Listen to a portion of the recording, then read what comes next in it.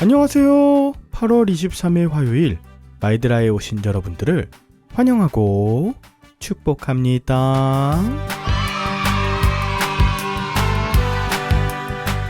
어제 신약 묵상 시작하면서 몇 분들이 정말 기다렸노라고 응원의 메시지를 보내주셨습니다. 참 감사합니다.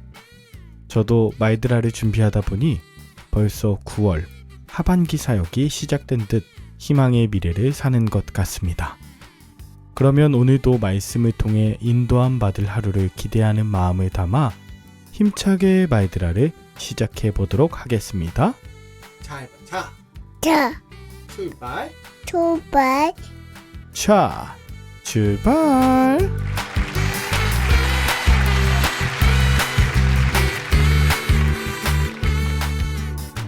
오늘은 마태복음 2장입니다. 오늘 본문에는 예수님이 탄생하시는 소식을 듣고 동방으로부터 온 박사들이 예수님께 경배했다는 이야기와 그 소식을 듣고 예수님을 찾아 죽이려고 한 헤롯의 이야기가 대조되어 나오게 되는데요. 먼저 본문 1절에 등장하는 헤롯 왕은 정통 유대인이 아닌 이두메, 즉 에돔 출신의 유대인으로 왕위를 빼앗길까봐 아내와 아들들까지 죽인 폭군이었습니다. 이에 비해 동방으로부터 온 박사들은 페르시아 지역에서 왕의 자문 역할을 하던 점성술사 혹은 천문학자들로 볼 수 있는데요.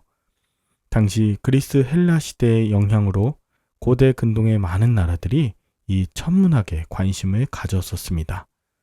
다만 여기에 등장하는 동방으로부터 온 박사들은 일반적인 천문학자들이 아니라 바로 예수님의 탄생을 위해 연구하고 준비하며 직접 일행들과 함께 찾아온 행동하는 자들이었다는 점을 주목해야 해요.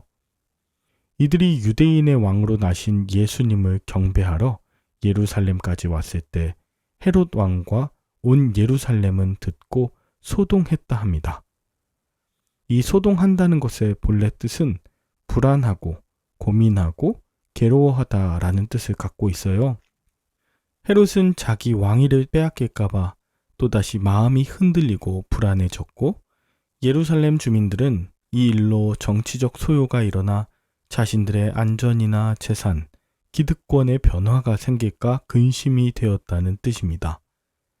대제사장들과 서기관들은 그리스도가 베들레헴에 나실 것이라는 지식은 있었지만 그들은 아무런 관심도 또 행함도 없었습니다. 이처럼 예수께서 경배의 대상임을 모른다면 분노, 근심, 무관심, 두려움, 거짓과 시기로 결국 예수님을 죽이는 일에 동조하게 되고 말 뿐입니다. 그러나 예수님을 경배의 대상으로 여겼던 동방 박사들은 야곱에게서 나온 그 별을 통해 베들레헴의 예수께로 나아갑니다. 그 별을 보고 예수께 왔고 어려움이 생기거나 힘들었을 일들 또 아픔이 되기도 했었지만 결국 그 별 덕분에 예수님을 만나고 기뻐할 수 있게 되었지요. 박사들은 이 별을 통해 예수께 나와 경배하며 왕의 상징인 황금, 제사장의 상징인 유향, 죽음과 부활의 상징인 몰약을 드리며 그 어떠한 보상 없이 예수님의 나심과 오심을 전적으로 기뻐하며 경배합니다. 이것은 자신의 성공과 세상 권세를 위한 헤롯의 길과는 완전히 대조되는 것으로 주님 자체를 사랑하는 진정한 경배, 하나님 나라 백성의 길이었던 것입니다. 경배를 마친 동방 박사들이 떠난 후 천사는 요셉에게 현몽하여 헤롯을 피해 그곳을 떠나 애굽으로 가라고 알립니다.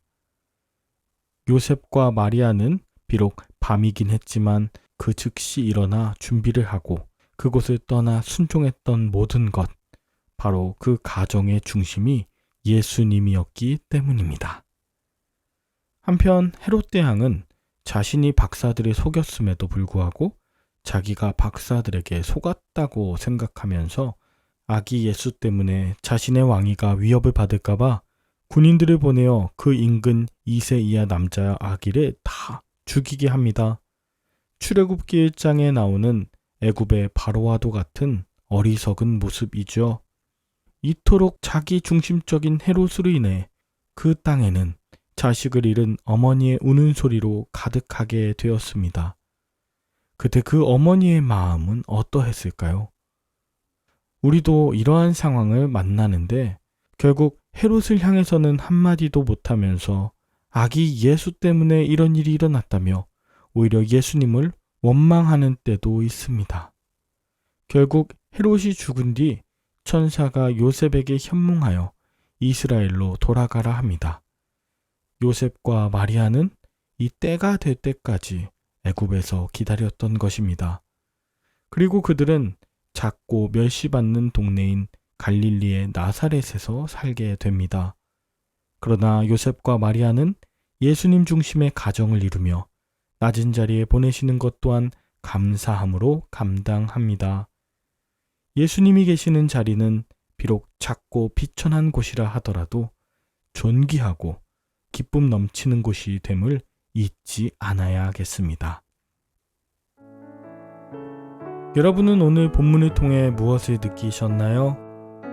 예수님 중심의 삶을 사시는지 아니면 나의 이기심을 중심하는 삶을 살고 계시는지요?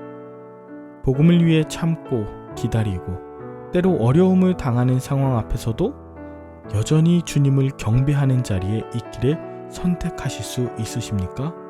아니면 내가 살기 위해 다른 사람들을 모두 죽이는 불의의 자리를 선택하시겠습니까? 주님이 계시는 자리라면 낮은 자리, 천한 자리라도 마다하지 않고 순종하며 달려나가시는 저와 여러분들 되시길 바라며 함께 기도할까요?